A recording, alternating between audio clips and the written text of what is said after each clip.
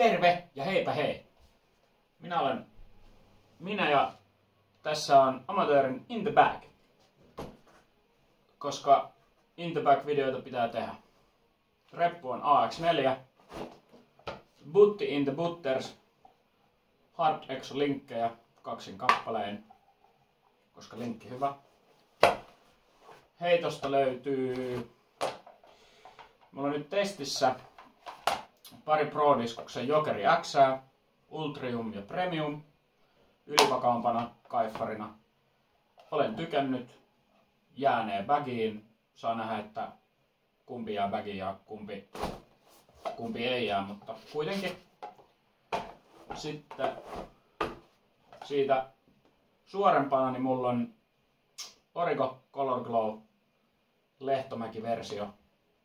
Erittäin hyvä. Ja alivakana on sitten Fierce. Crystal Sea Sparkle Fierce. Oikein hyvä tämäkin. Mulla on hienompikin versio, mutta se hävii, niin nyt ei ole hienoa versioa. Lähäristä lähärihommat hoitaa tuttu ja turvallinen tik-tak-tak-tak-tik-tak-tak-tak-takti neomuovinen.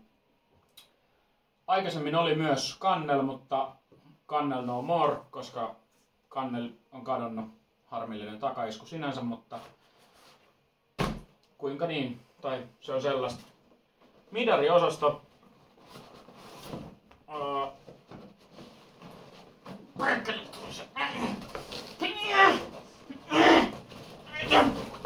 No, helppo. MD2, vanha San Marinon aika tehdas, tämmönen näin. Tää on ihan superhyvä. Lentää kuin putteri, mutta onkin midari. Ihan kelpo kapistus. Ilmeisen harvinainen, niin toivottavasti ei häviä. Se on niinku aika suora, liidokas sellainen. Sitten ylivakaa MD Femma. Perusnormi niin C-line. Vähän tällainen elämään nähnyt versio. Hyvä laitos. Suorempana on MD3. S-linena tällä hetkellä. Aion vaihtaa tämän C-lineen, kun jaksan vaan ostaa niitä jossain vaiheessa, niitä uusia Ruotsimania C-lineja. Vähän suorempia. Tää on vähän ei tää ole alivakaa, mutta alivakaa on pikkunen C-lineit. Niin vaihan niihin. Sitten alivakaana on Origin. Ja sitten on Meta Origin on niinku vielä alivakaapana, mutta tääkään ei ole enää niin alivakaa kuin tää joskus oli. Nykyään megalapa kuulemma.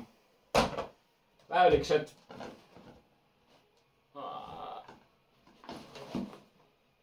Star T-Bird. Ja 400 muovinen F5. Narukäsille tää F5 400 muovis on Sneaky Distance. Very good plastic, yes. Sitten lisää FD ja FD1, C ja S-line. FD1 jyrempi versio ja tää on sitten vähän suorempi versio. Sitten löytyy alivakaa hyssäflippilaitos eli ESA, Essence, neomuovinen ja optomuovinen Saintti. Saintti on uustuttavuus. On toiminut hyvin. Liidokas, lentää kivasti. Sitten, koska mulla ei ole Forea, niin mulla on Furi. Furi on mun Fore. Hakattu, super alivakaa. Laitat megahysseen ja se liitää silti oikealle ja vaativa. CD2, C-line. Lentää kuunnelma, vanha ja paras. Toivottavasti ei hävitä sitä. Sitten on vähän jyrempää. On FD3 C-line ja sitten on tää Flex 1 C-line FD3. Ja tää on niinku tää Flex 1 on tällainen takomalli. Ja tää liila on itse asiassa tosi suora. Siinä on semmonen FD3 niinku loppufeidi, mutta se vaan lentää suoraan. Vihreä tällainen Flex 1, niin se on käytännössä yhtä ylivakaa kuin tää C-line. Nopeampia lättyjä on P to the D, NP1 ja friikki. Hieno friikki on minulla. Ei ole sinulla näin hienoa friikkiä.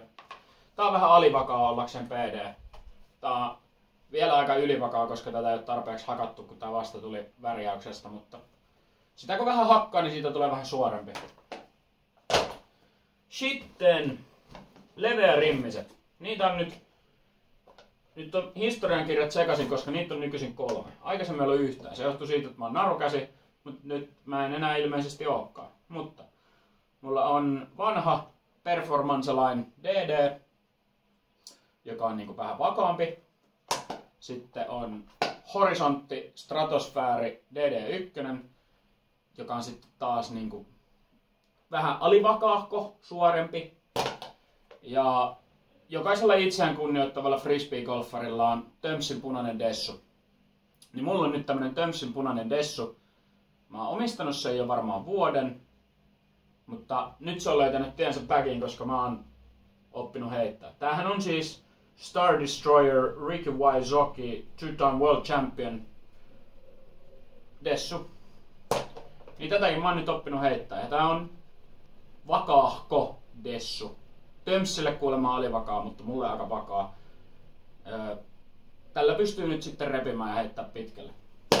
Mutta sellainen on mun in the bag. Ja jossain vaiheessa ehkä tulee VSDn miakka tulee varmaan koeajalle ainakin.